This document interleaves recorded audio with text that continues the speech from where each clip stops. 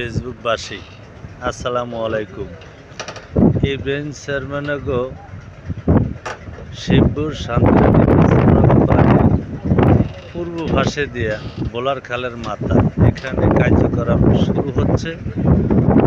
এখানে অনেক আপনার ওই করে মাটি দিয়ে বালি দিয়ে ব্লক ফালাইতেছে।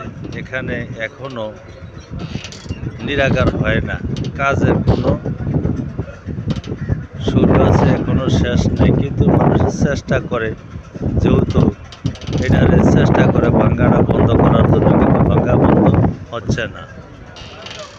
সবাই ভিডিওটা শেয়ার করবেন, বেশি বেশি করে দোয়া করবেন, যেহেতু অতি দ্রুত ভাঙ্গাটা বন্ধ হয়।